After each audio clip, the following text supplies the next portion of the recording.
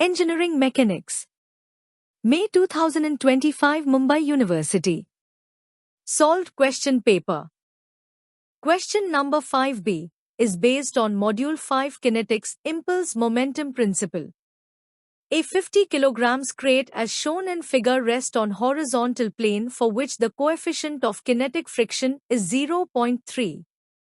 If the crate does not tip over when it is subjected to a 400 N force, determine the velocity of the crate in 8 seconds starting from rest using impulse momentum principle.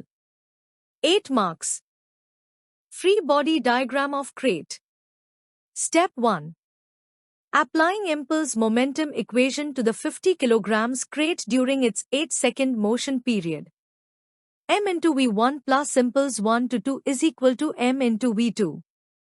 Impulse is integration of summation of F into dt. Impulse momentum equation in y direction. Impulse is integration of summation of F into dt. Applying impulse momentum equation in y direction. M into V1 plus impulse 1 to 2 is equal to M into V2. Impulse is integration of summation of F into dt.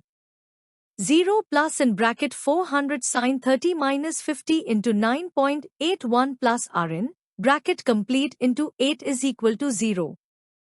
Hence Rn is equal to 290.5 Newton. Impulse momentum equation in x direction. Applying impulse momentum equation in x direction.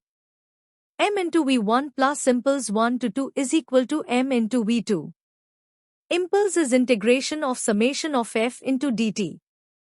0 plus in bracket 400 cos 30 minus 0.3 into 290.5, bracket complete into 8 is equal to 50 into V.